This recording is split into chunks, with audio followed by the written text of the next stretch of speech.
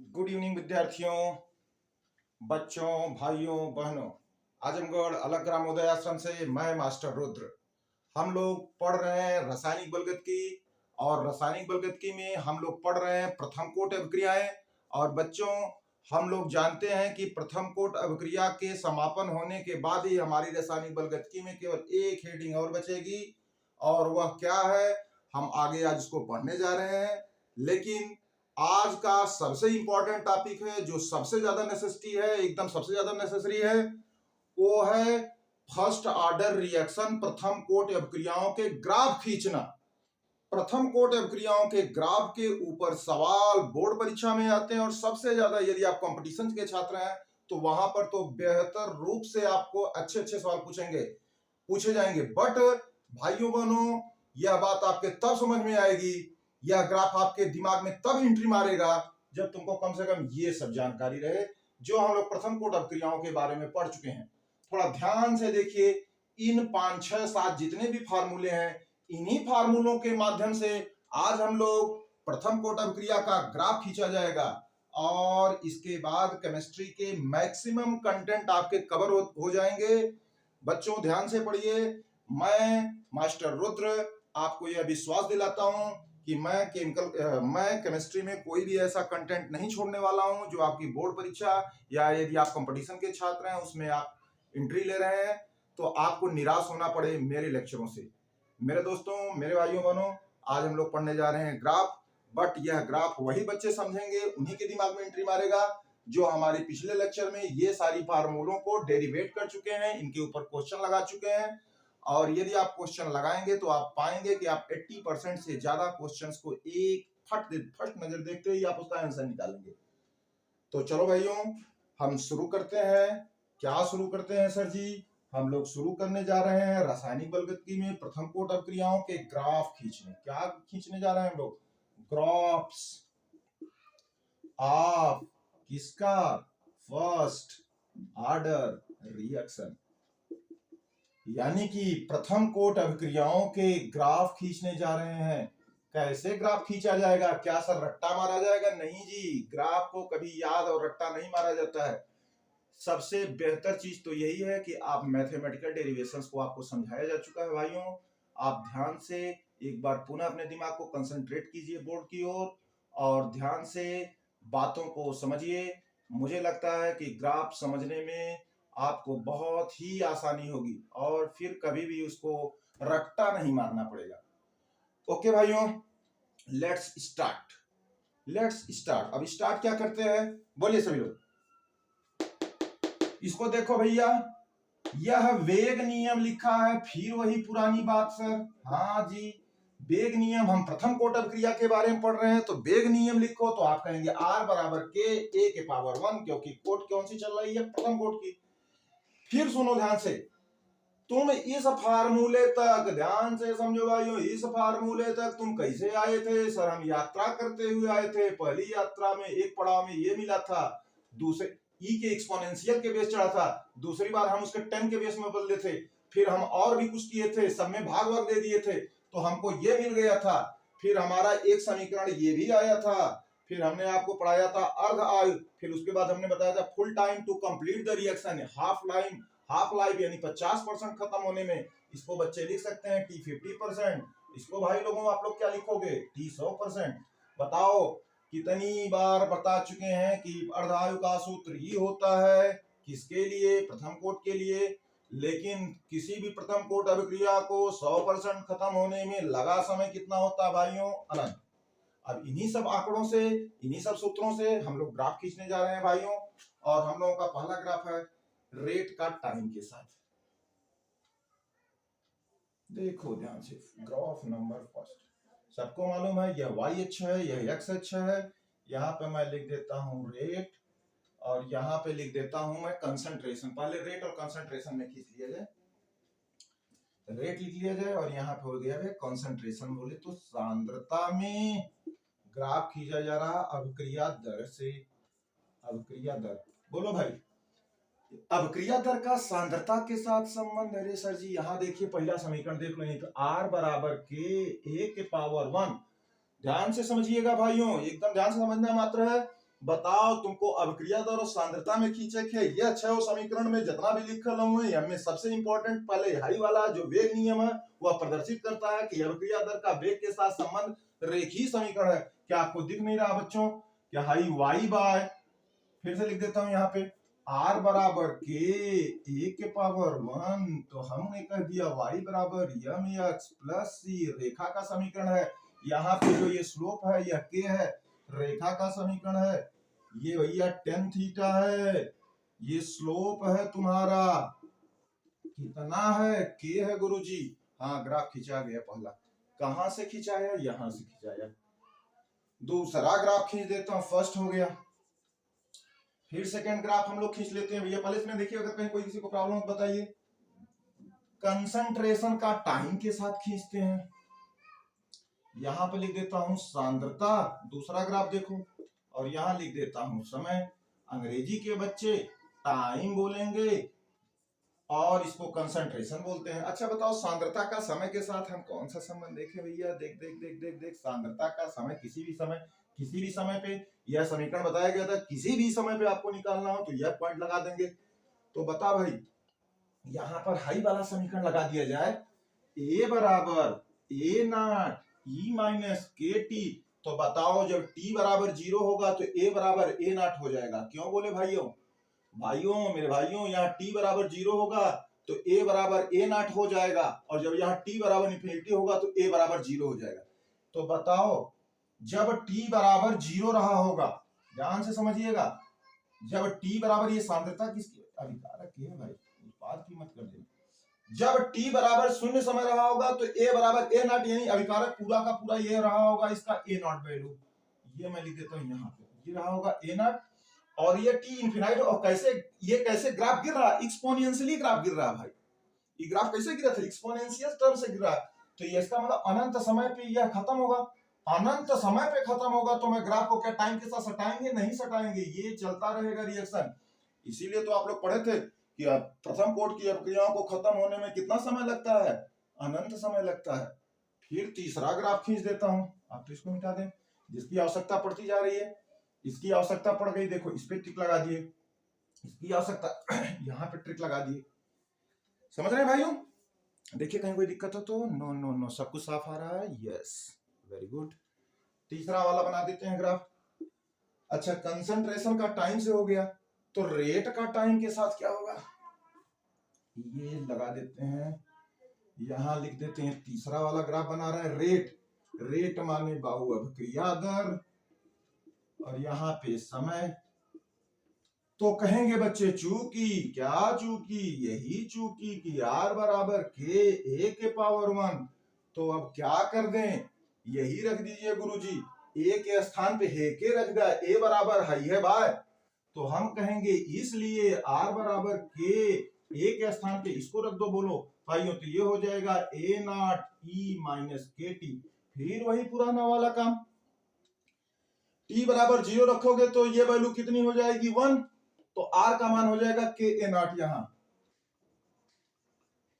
फिर क्या है, जब टी इंफिनिटी टाइम पे होगा तो आर हो जाएगा 0। बोलो भाई, ये टी इंफिनिटी रख दिया जाए तो आर हो जाएगा 0। तो फिर वही ग्राफ खींचा गया, ये फिर वही एक्सपोनेंशियल ग्राफ हुआ। समय से सटेगा नहीं, देखो यही या तो याद रखना।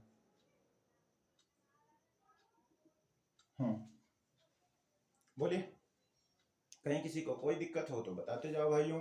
यहाँ पे ए के बजाय अब की बार आर बराबर वेग नियम लिखे हैं। आर बराबर के ए वन पावर ए यहां से प्राप्त कर लिए कौन समीकरण से? फर्स्ट सेकेंड थर्ड का नहीं मतलब था, फोर्थ का नहीं, अभी फिफ्थ वाले से मतलब था, तो फिफ्थ वाले को रख दिए यहाँ से। फिर वही टी बराबर 0, टी बराबर इनफिनिटी, फिर ग्राफ मिल गया। बोलिए, इसमें कहीं कोई दिक्कत हो तो नेक्स्ट तक खींचा जाए। क्या आप लोग इसको खींच लिए हैं? पहले 3 बना लीजिए, फिर आगे के ग्राफ हम लोग खींच रहे हैं। मैंने आपसे बोला कि रासायनिक बलगतकी में मेरे देसी बच्चों कुछ भी ऐसा नहीं छूटेगा कि आप बाहरी बच्चों से जो शहरी मॉडल में जी रहे हैं, जिनके पास पढ़ने लिखने की अच्छी सुविधाएं हैं, रहने खाने पीने की अच्छी सुविधाएं हैं, कहीं भी किसी प्रकार का वंचन नहीं है, उन बच्चों से आपका मुकाबला है। और आपका मुकाबला तभी होगा जब आप अपनी लिंग्विस्टिक समस्याओं को दूर करिए। इसीलिए मैं आपको रिमिक्स पढ़ा रहा हूँ, Hindi, and English both, and you have to understand only the method of understanding, how to understand the science.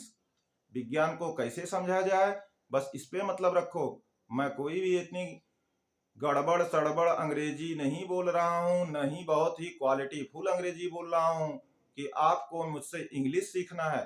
आप जिस चीज के लिए, जिस उद्देश्य से आप मुझसे जुड़ रहे हैं, उस उद्देश्य का निष्पादन होना चाहिए। हम लोग पढ़ रहे हैं रासायनिक बलगत की, 3 ग्राफ खींच चुके हैं, चौथे वाले ग्राफ पे आते हैं, आया जाए। धड़ाधड़ खड़बड़ खड़बड़ खड़बड़ बोलते हैं। अच्छा भाइयों, इस बात को ये तो रखना, ये तो जरूरी है। ये क्यों जरूरी है कि जौन लड़का, जो बच्चा इन सब चीजों को याद रखा, मुझे हिसाब से, मेरे हिसाब से वह उत्तर प्रदेश के बोर्डिंग बच्चों में, कंपटीशन के बच्चों में अच्छा बच्चा है, वह मेधावी बच्चा है, वह ब्रिलियंट है, वह ब्राइट स्टूडेंट है, और कुछ दिनों की मेहनत के बाद उसकी ब्राइटनेस वो अपनी स्वयं बिखेरेगा। लेकिन इतनी बात याद रखना चाहिए जितना आपको आपके टीचर्स बता रहे हैं। चौथा ग्राफ हम लोग खींच देते हैं भैया। चौथा ग्राफ भी बहुत आसान था। ये कह रहा है log 10 के बेस ए और टाइम के बीच, यानी समय के बीच में आपकी ग्राफ खींचना। टाइम देखो भाई, अब बताओ अब क्या होगा गुरुजी। ये बड़ा इंपॉर्टेंट है, very very important, very very important, VVI सवाल है, बहुत वीआईपी क्वेश्चन है। log 10 पे जब खींचने को बोल देता है, 0 ऑर्डर पे गया है, फर्स्ट ऑर्डर पे गया है, तो लोगों का दिमाग भूल जाता है। वही बच्चे याद रखते हैं जो बार बार रिवीजन करते हैं। कौन सा फार्मूला लगाया जाए गुरुजी, ये वाला लगाया जाए, ये सेट करेगा। तो क्या किया जाए, चूंकि log 10 ए बराबर log 10 A minus A T बटा 2 बटा फलाने ढकाने। फिर मैंने क्या किया, यहाँ देखो भाइयों, ह्यूमन एरर के तहत कुछ जगह गलतियां हम कर रहे हैं। आपको मैं बहुत ही क्षमा प्रार्थी हूँ, यदि कोई ऐसी गलती हो जाया करे तो हम आपसे तहे दिल से क्षमा मांगते हैं। आप लोग कमेंट कर में बता दिया करिए, हम सुधार कर लिया करेंगे। जैसे आज ही अभी 2-3 सुधार करेंगे, अभी नहीं, पीछे वाले लेक्चर में एक बात छोटी सी गड़बड़ हो गई थी। चलो log 10 थोड़ा टिक टिक टिक टिक, तो इसको क्या किया जाए, इसको कोई कुछ सेट किया जाए यार। कैसे सेट करोगे अभी बता ना। इसको ऐसे कर दिया जाए कि लिखवाए तो थे log 10 ए, बस कुछ नहीं किया जाए, बस ऐसे कर दिया जाए। ये इतना ले लिया जाए, काहे ले लिया जाए, इतना ले लिया जाए, काहे, क्योंकि ये नियतांक है। केटी हो गया और प्लस का है log, माइनस था बाबू, log 10 ए नॉट। क्या मिला सर जी, y बराबर mx प्लस सी, रेखा का समीकरण, लेकिन डाउनवर्ड स्लोप। ये देखिए माइनस साइन चिन्ह कर रहा है। अच्छा, स्लोप कितना होगा, स्लोप जिसको हम यम बोलते हैं, स्लोप tan थीटा बराबर कितना है बताओ, यम यम यम, एक y इतना है, ये बाबू यम है, कांस्टेंट है, हाई देखो x है, वेरिएबल है, c है, हाँ ये इंटरसेप्ट है, कटान बिंदु है कि ए नॉट सांद्रता यहां रही होगी। यहां से धीरे धीरे ग्राफ ऐसे डाउनवर्ड डायरेक्शन में हो रहा होगा, और इसका यम स्लोप निकालो, कितना स्लोप लिखो, -k/2 उतार लो। हमने बहुत अच्छी तरह से आपको ग्राफ को समझाने की कोशिश कर रहे हैं। मेरे भाइयों, आप ध्यान से समझने की कोशिश कीजिए, काम आएगा आपको। अपनी बुद्धि को थोड़ा सा कोशिश कराइए कि वह कुछ उलझनों में रहे। किन उलझनों में, बाहरी उलझनों नहीं बच्चा, अपने आंतरिक दिमाग की शक्तियों को पहचानने में जो उलझन इस उम्र में आपको आ रही है, वही आपकी ताकत है। बस उस उलझन को सुलझाओ, प्रेम से पढ़ के, पानी पी के, गाना गा के। ओके, मिटाता हूं। चौथा ग्राफ था, छठवां ग्राफ खिंचा दें क्या जी, हाँ खिंचा दीजिए। लोग अब की बार बोल देगा log e के बेस ए और टाइम समय के बीच में अब की बार बोल देगा टाइम। बोल बाबू, बोल बच्चन, बोल बच्चन। फिर वह वाली बात है, देख y बराबर यम एक्स प्लस सी, फिर यहां से कहोगे चूंकि, क्या चूंकि log ई ए बराबर log E A not minus के टी, बोले तो log A E not base है बस, आगे पीछे, ये आगे हो गया ये पीछे हो गया, माइनस के टी कुछ मिला तो ये ना समझ पाओ तो ई क्या हो रहा है, कुछ नहीं हो रहा है। देखो फिर हो गया y बराबर यम एक्स प्लस सी, यम क्या है, ये है सर कांस्टेंट। फिर क्या ग्राफ, फिर वही ग्राफ आएगा, एकदम थोड़ी सीधी रेखा भैया,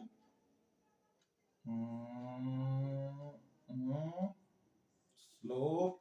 अब की स्लोप बताओ बच्चों, टेन थीटा, बोलो बोले बोले बोले, यहाँ माइनस के, अब की स्लोप ये आ गया, ये है समय।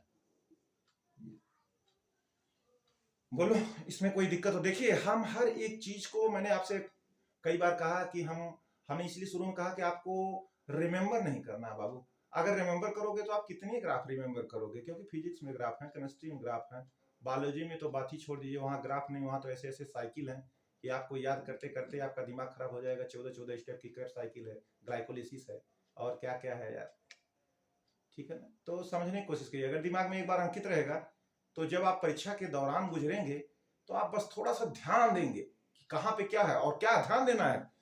मैं आपको क्यों बस यही इसीलिए एम्फसाइज कर रहा हूं कि तुम इस तरह से पढ़ो यार।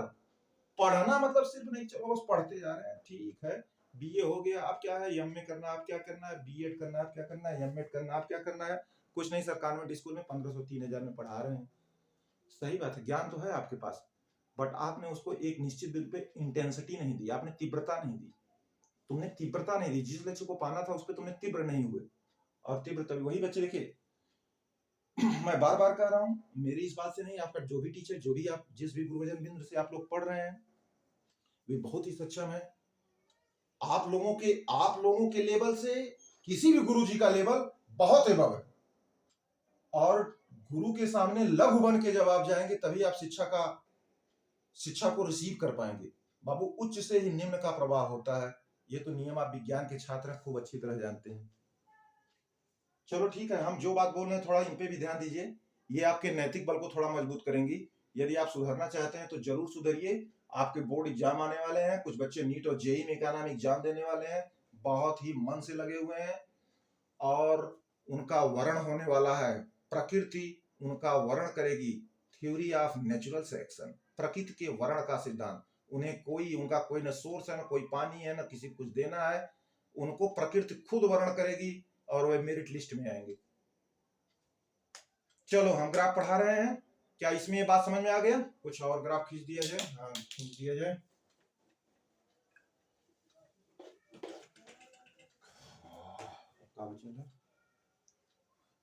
अच्छा इसमें ले लो भैया, टी हाफ ले लो और यहां सांद्रता ले लो, थोड़ा ध्यान समझिएगा। अब थोड़ा सा सर टी हाफ और सांद्रता, देखो दिमाग कहाँ लगाएगा बच्चा, T half T half T half, यार टी हाफ तो ये होता है, क्या होता है भैया, ये होता है। बताओ किसी की सांद्रता से कहीं कोई संबंध है? अर्धायु का, अर्धायु के प्रथम कोट अभिक्रियाओं की, अर्धायु की प्रथम कोट की अभिक्रियाओं के लिए बताइए सांद्रता से कहीं कोई संबंध है अर्धायु का? नहीं है संबंध, नहीं भैया, एक कहीं नहीं दिख रहा है। तो जब कोनो संबंध है ना, अर्धायु नियत रहेगी, एकदम स्ट्रेट लाइन रहेगी। कैसे भैया?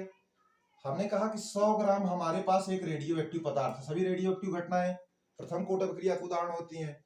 किसी ने कहा कि 100 ग्राम रेडियम है सर जी, 5600 इसकी आयु है, टी हाफ है, ध्यान समझना। तो अगर साहब तो 10 ग्राम रहेगा तो रेडियम की अर्धायु क्या रहेगी? अरे साहब 5600 ही रहेगी। अगर वह 1 ग्राम रहा तो रेडियम की अर्धायु कितनी रहेगी? तब भी 5600 रहेगी। और अगर 0.00000001 ग्राम रहा तब भी वह अपना आधा होने में 5600 वर्ष जीलेगा। तो क्या बताइए सांद्रता से कहीं कुछ आ रहा है? लेकिन जीरो ऑर्डर की अवक्रियाओं में सांद्रता के साथ संबंध था अर्धायु काल A0/2 के। याद करो बच्चों, इसीलिए मैंने कहा रिवीजन करो, फटाफट दिमाग में रखिए। 12-14 लेक्चर हुए हैं, 40-40 मिनट के हैं, 12-4-48, मुश्किल से 5-6 घंटे का लेक्चर है। 6 घंटे आप पढ़ ले रहे हैं, पूरी काइनेटिक्स आपकी तैयार हो जाएगी। कहीं कुछ भी ऐसा नहीं है जो छोड़ा जा रहा है। तो क्या मैं आगे बढ़ जाऊं? हाँ बढ़ जाइए। ये बात समझ में आया? सभी रेडियोएक्टिव घटनाएं प्रथम कोट अभिक्रिया का उदाहरण होती है। माना कि मैंने एक रेडियम लिया, 100 ग्राम था, तब वो 5600 साल में वो आधा हुई, 100 का आधा 50 हुई। अगर वो 10 ग्राम रहेगा, 10 का आधा 5 ग्राम, इसको होने में तब वो 5600 साल लगी। अगर वो 1 ग्राम का रही, 1 ग्राम का रेडियोएक्टिव रेडियम पदार्थ है, उसको आधा होने में यानी आधा ग्राम होने में तब वो 5600 साल लगी। अगर वो 0.000 इतना ग्राम है, तब एक आधा में 1/2 होने में तब वो 5600 वर्ष लगी। तो क्या सांद्रता से कोई संबंध है? नहीं है। इसीलिए हिरोशिमा नागासाकी में आज भी अपाहिज बच्चे पैदा हो रहे हैं।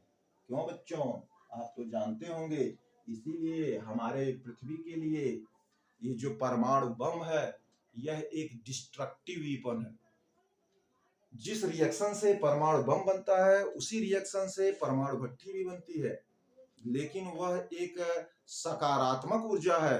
परमाणु भट्टी से हम विद्युत पैदा करते हैं, हमारे न्यूक्लियर पावर प्लांट चलते हैं और बहुत ज्यादा मात्रा में इलेक्ट्रिसिटी पैदा होती है। और हम लोग कोयले से उत्पन्न होने वाली बिजली के प्रदूषण से, जो बिजली पैदा होती है कोयला से, उससे होने वाले प्रदूषण से हम बहुत बच जाते हैं। तो एक तो सकारात्मक सोच है, और दूसरी क्या है कि उसी रिएक्शन का एटम बम बना दिया जाता है, अनियंत्रित रिएक्शन हो जाती है और मानव त्रासदी आ जाती है, जैसा कि हो चुका है। ये भी हो गया। और कुछ बचा है, एक और बचा है, करा देते हैं। मिटा लो भैया, एक और घटा, ये 6वां था, इन 7वां बना लो। 6वां खींच लेना फट दे तुम लोग। उत्पाद की सांद्रता। उत्पाद की सांद्रता का समय के साथ क्या संबंध है? वेरी लग्जरियस क्वेश्चन, बढ़िया बढ़िया एग्जामों में आने वाले सवाल हैं। बहुत बढ़िया बढ़िया सवाल एग्जामों में आने वाले क्वेश्चन है। उत्पाद की सांद्रता का समय के साथ, अरे भैया अभी तुम लोग बताओ एकदम, एक तो अगर याद करना तो ऐसे समझ लो कि यहाँ अभिकारक की सांद्रता और समय के साथ समझो संबंध था, तो अभिकारक धीरे धीरे घट रहा था, घट रहा था, घट रहा था, घट रहा था, घट रहा था, अनंत समय तक घटता ही जा रहा था। यही था। तो उत्पाद बताओ, जैसे जैसे ही घटी वैसे वैसे ही क्या होगा, बढ़े। ग्राफ तुम्हें क्लियर हो रहा है कि साहब ये ऐसे घट रहा है, तो उत्पाद पहले शून्य, पहले t=0 समय पर उत्पाद रहा ही नहीं होगा। अरे बोलो भाई, उत्पाद मतलब पैदा जो हुआ ना, जब यहाँ शून्य समय रहा हुई तो उत्पाद रहा ना हुई। फिर उत्पाद जब ये अभिकारक इस तरह से खत्म हुआ होगा, अभिकारक ऐसे ऐसे ग्राफ भी खींचे थे ना एक्सपोनेंशियली, ऐसे खत्म हो रहा था, तो उत्पाद ऐसे क्या हो रहा था, पैदा हो रहा था। सेम वही तो ग्राफ है, बट हम लोग थोड़ा इसको देख ही लेते हैं।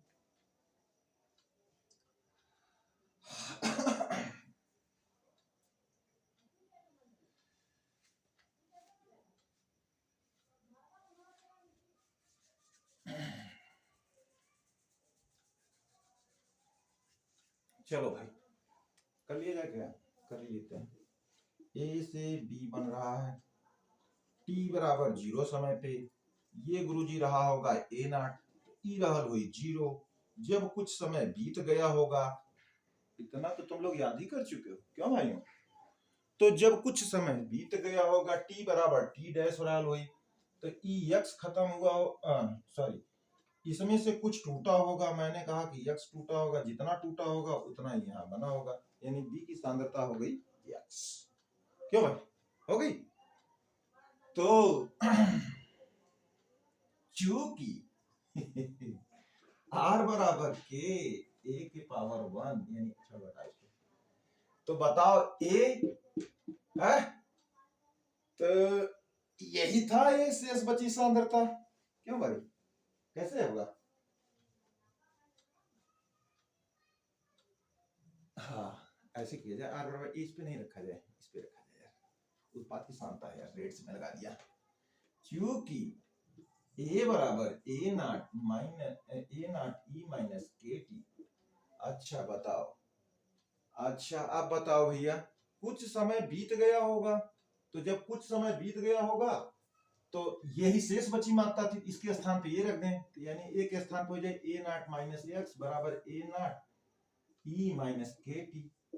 तो मैं इसको x को ही छोड़ देता हूं, तो ये हो जाएगा ए नॉट 1 E माइनस के टी। ध्यान समझना, फिर यही तो बात खत्म हो गई, यही तो हो गए। ये क्या बाबू, ये क्या है भैया, उत्पाद की सांद्रता। जिसको नहीं समझ में आ रहा है फिर से भी मैं समझा रहा हूं, थोड़ा सा देख लीजिए आप। उत्पाद की सांद्रता, फिर बताओ टी बराबर 0 रहा होगा, टी बराबर जब 0 रहा होगा तो ये क्या हो जाएगा, पूरा चीज x की वैल्यू 0 हो जाएगी।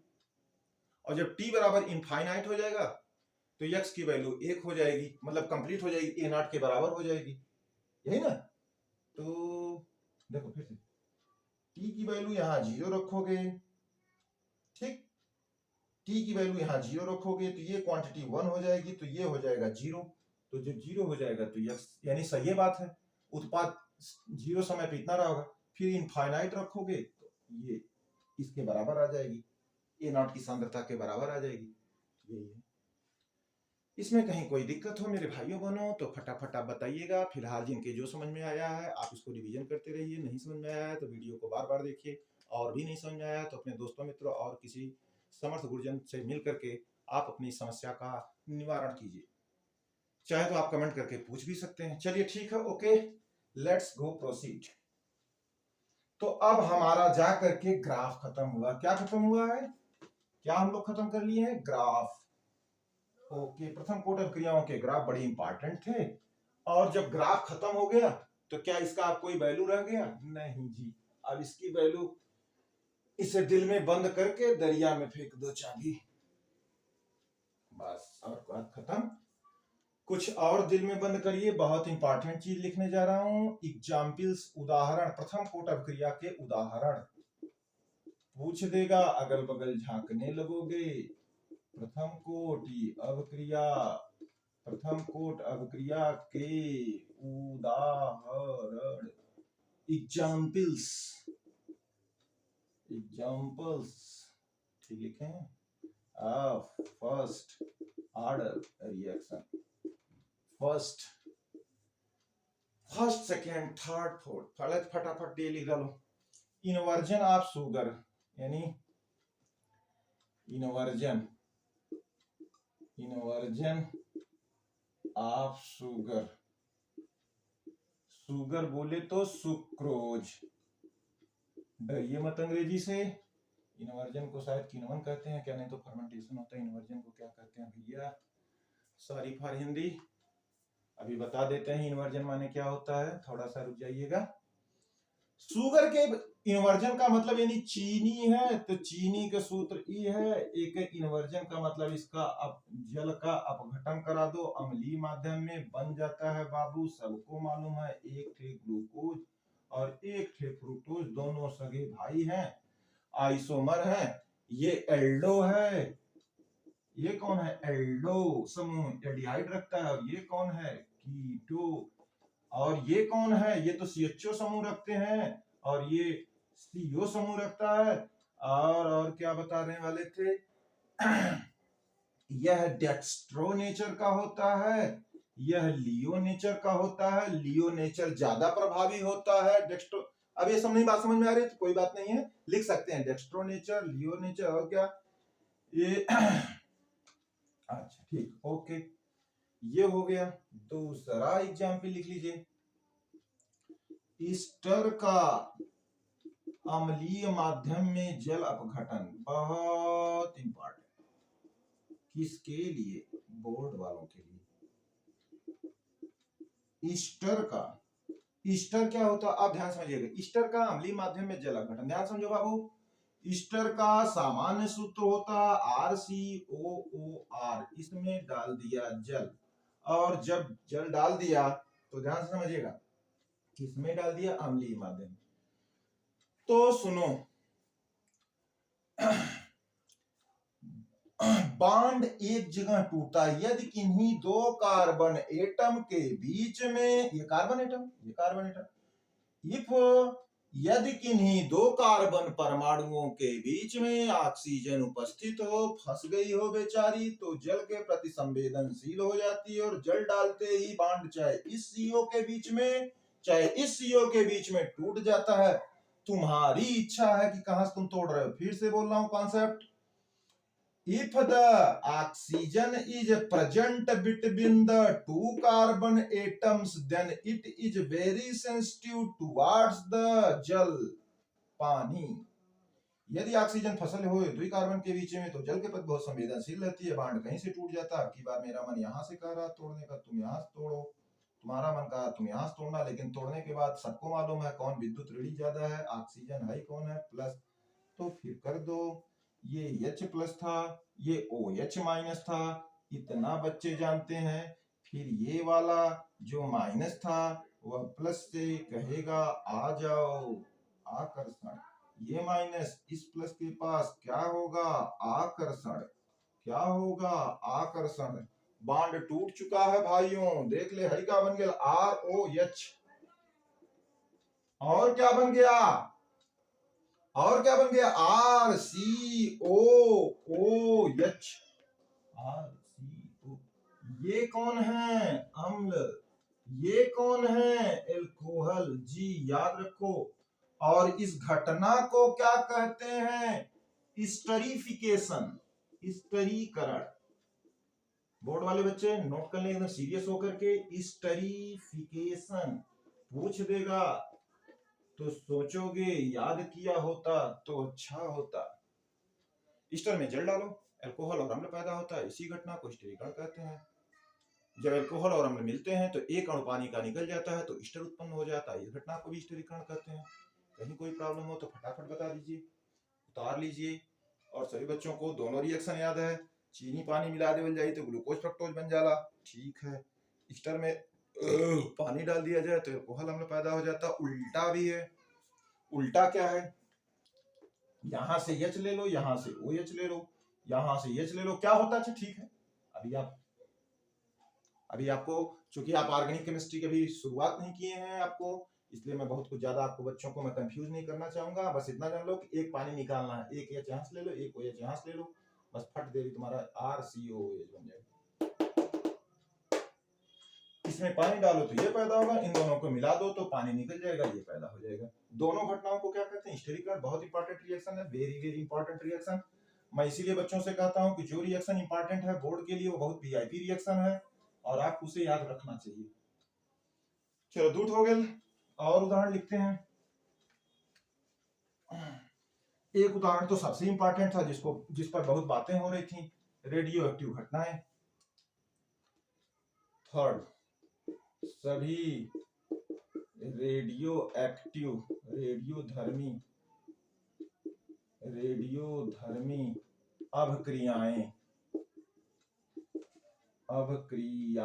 All radioactive reactions, all radioactive decay, radioactive decay. कहां पढ़ते हो, मॉडर्न फिजिक्स में पढ़ते हो भैया तुम लोग, पढ़ना वहां पे जाके फिजिक्स वाले टीचर से, जितने भी रेडियो एक्टिव डीके होते हैं। और एक क्या होता है, बैक्टीरिया, जीवाणु, जिन्हें अमर कहा गया है।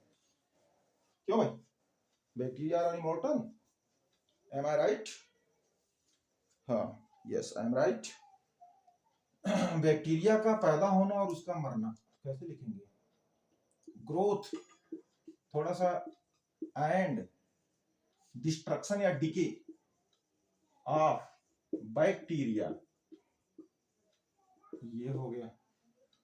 और क्या हो सकता है, और कुछ उदाहरण आपको याद रखना चाहिए, जैसे हाइड्रोजन परऑक्साइड का अपघटन, ध्यान से याद रखना भैया, ये सब रटना पड़ेगा तुम्हें। अब ये बात आ गई केमिस्ट्री में यहीं पे कि अगर ये याद नहीं रखोगे तो कोई पूछ देगा तो अगल बगल झांकोगे, अरे यार ये सब मतलब नहीं है, याद रखो कौन किसका उदाहरण है।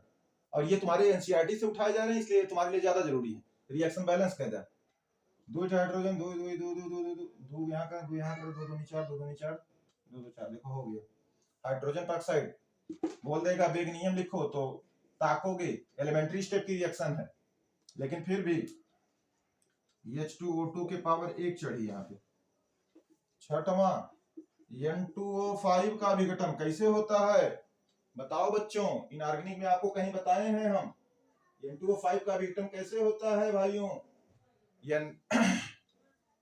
नाइट्रिक ऑक्साइड प्लस ऑक्सीजन टूट जाता है, क्या करें, 2 4, 2 दूनी 4, 2 पंचे 10, 4 4 अच्छा कितना हो गया, 2 पंचे 10, 4, 3 दूनी 6 कर दिया जाए क्या जी? 2 4 या 4, 4 2 5 या 10, 4 3 2 6, 6 4 10. Okay, these are our examples of the first order reaction. Note it, just it on your notebook and make it continuous revision. If you are making continuous revision, the 100% headache will come and your future will be bright and you will be counted as a bright student. Okay, my dear brothers and sisters, let's go proceed. और आगे बढ़ते हैं, और आगे पढ़ते हैं, और इसमें हम पढ़ते हैं और एक बहुत इंपॉर्टेंट चीज, ये तो प्रथम कोट अभिक्रिया अब जाकर के आपकी खत्म हो गई। पहली बात तो धन्यवाद इस बात का कि प्रथम कोट अभिक्रिया के ग्राफ और खिंचा दिए गए, ढेर सारे सवाल लगवा दिए गए, आपको सारे फार्मूले के डेरिवेशन करवा दिए गए हैं। फिर भी यदि आपको कहीं और भी अच्छा मिल रहा है और आप अपने को समझते हैं कि आप इतने अच्छे हैं, तो उसको रिसीव कीजिए। मैं आपको इस बात के लिए प्रेरित भी कर रहा हूँ। लेकिन बच्चों, मैं जो मैटर पढ़ा रहा हूँ, इस मैटर को यदि आप पढ़ ले रहे हैं तो यह आपको एलिजिबल बना देगा बहुत ढेर सारे एग्जाम्स को क्वालिफाई करने के लिए। ओके भैया, हाँ, अब बोर्ड परीक्षा और जो कंपटीशन में नीट और जेई वाले हैं, उसमें एक आता है बहुत ही इंपॉर्टेंट चीज है। पहले तो हिंदी में लिख लेते हैं, कहते हैं छर्म प्रथम कोट अभिक्रिया क्या है भैया। पहले तो सुंदर सुंदर हेडिंग बनाइए, बड़ी सी हेडिंग बनाइएगा। काहे को? इसलिए इंपॉर्टेंट है। किसके लिए इंपॉर्टेंट है? बोर्ड के लिए। बोर्ड वाले ध्यान दे भैया, कत्तों भी आपको एक्स्ट्रा नहीं पढ़ाया जाएगा। छर्म प्रथम कोट pseudo first order reaction for those students belongs to the CBSE board, they can write it as pseudo first order reaction. ये कौन सी रिएक्शन होती है? देखिए, वास्तव में ये अभिक्रियाएं उच्च कोट की होती हैं, लेकिन कुछ ऐसी विशेष परिस्थितियां आ जाती हैं कि ये प्रथम कोट की तरह व्यवहार करने लगती हैं, इसीलिए इनको छर्म प्रथम कोट अभिक्रिया कहते हैं। तो पहले तो हम परिभाषा लिख लेते हैं। वे अभिक्रियाएं, हिंदी में सुंदर सुंदर, वे अभिक्रियाएं, वे अभिक्रियाएं जो वास्तव में उच्च कोट की होती हैं, उच्च कोट की होती हैं। ध्यान से दीजिएगा, इंपॉर्टेंट चीज क्या है ये, परंतु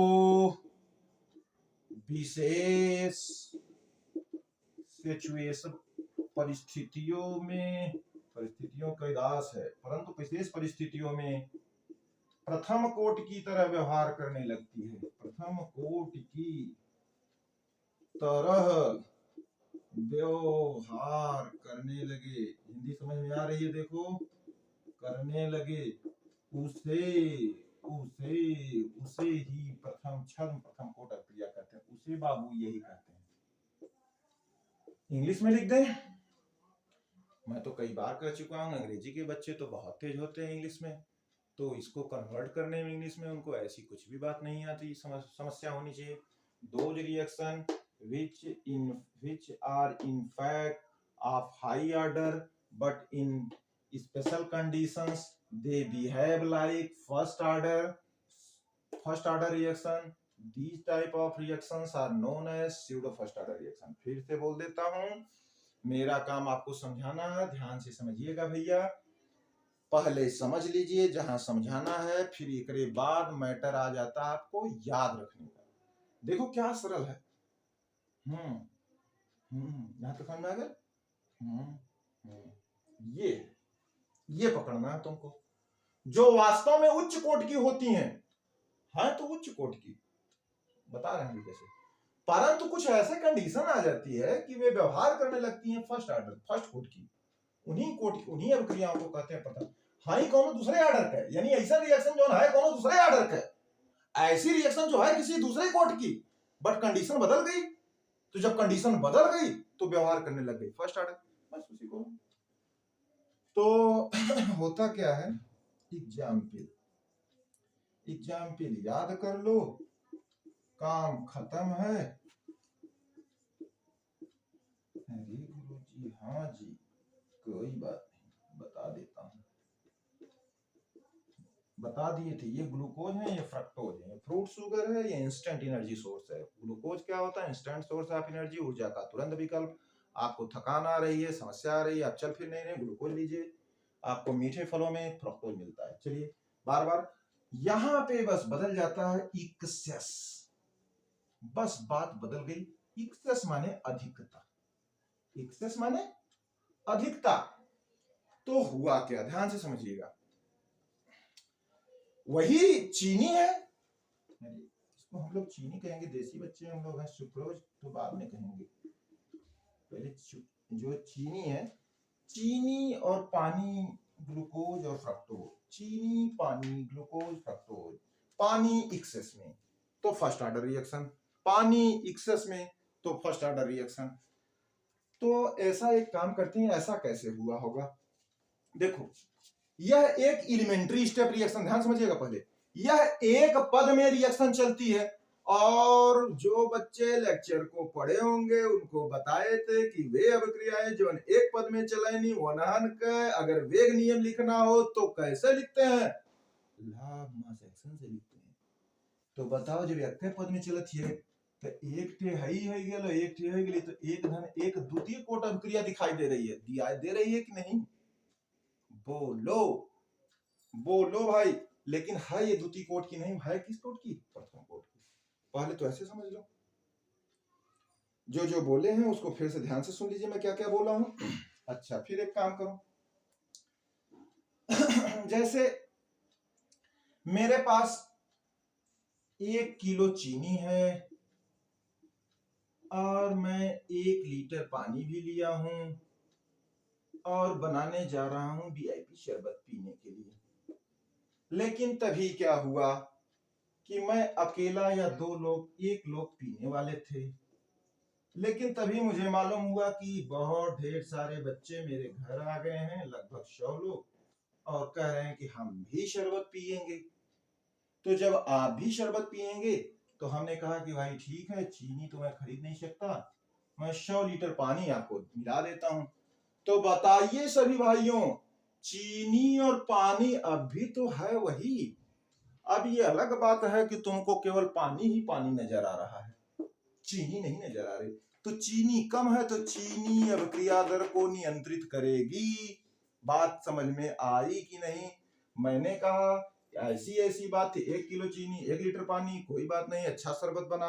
लेकिन 100 लोग मेरे घर आ गए, तो जब 100 लोग आएंगे तो चीनी मैं खरीदने वाला नहीं हूँ, 100 लीटर पानी मिला दूंगा, शरबत मेरा तभी बन गया है। आप पीजिए और एंजॉय कीजिए। क्या आप बच्चों को समझ में आ गई कि यह रिएक्शन छद्म प्रथम कोट की है?